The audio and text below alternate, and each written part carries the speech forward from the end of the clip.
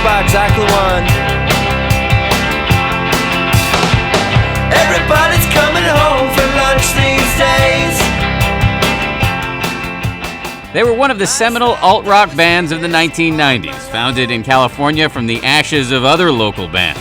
We were all in other bands, and we had Camper Van Beethoven as a side band where we were all playing the wrong instrument, the instrument that we were learning. I was a bass player, so I became the guitarist and the lead singer.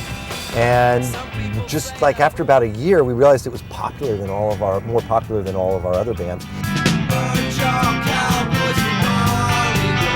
We liked the way the surf music and the psychedelic music took in these other elements, didn't try to get them right. They weren't like dilettantes trying to imitate a style. They got them wrong, and it sort of became this kind of weird, freaky kind of style of rock as a result of that. They dove right in and found minor fame with the song Take the Skinheads Bowling. Take the skinheads bowling, take them bowling. The song was written in about 2 minutes, which is pretty remarkable since it's about 3 minutes song long.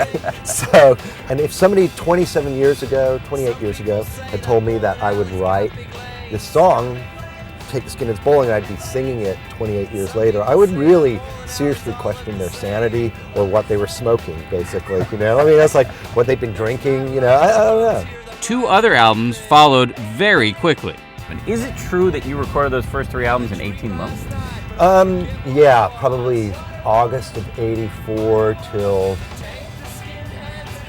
probably spring of, probably like 20 months. So you guys are in a hyper-creative time, it sounds like. Yeah, but there's a little formula for the Camper Van Beethoven songs in those days.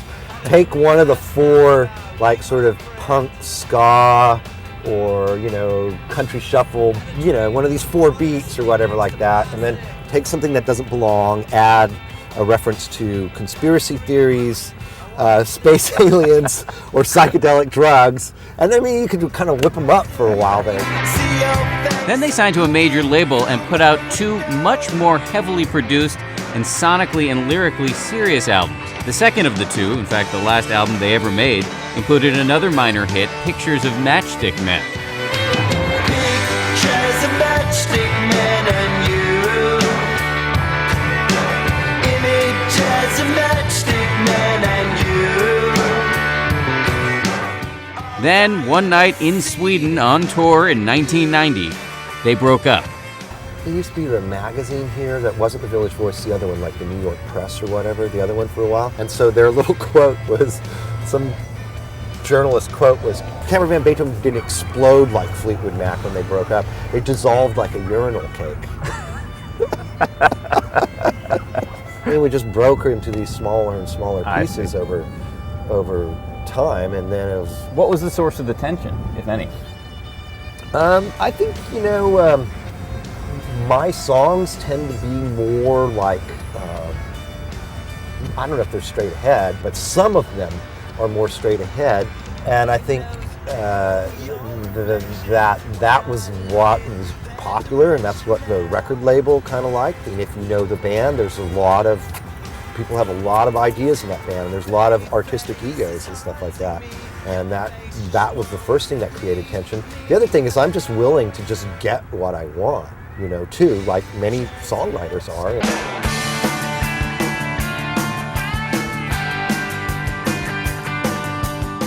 You had Cracker almost immediately, right? Almost immediately, yeah. I mean, I literally probably took some of the songs that we were getting for the next Camper record and took them into Cracker. Cracker continues to record to this day, and Camper Van Beethoven is now putting out albums and also doing reunion shows.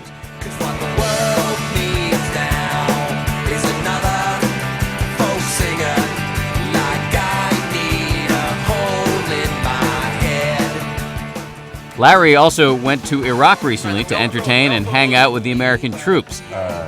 He also has a side career as a music business professor at the University of Georgia. Despite everything he's got going on, he's still found time to put out a new solo record. It's David Lowery on WFUV.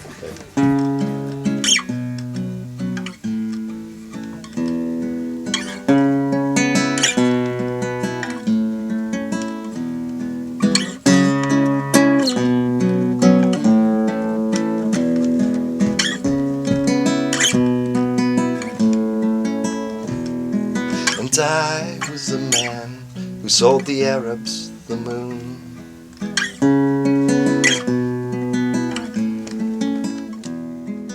How did you decide, after all these years of doing Cracker and Camper, to put out a solo record? The solo record came about really simply for this reason. It's been 27 years and I've never done one, but I never have made one.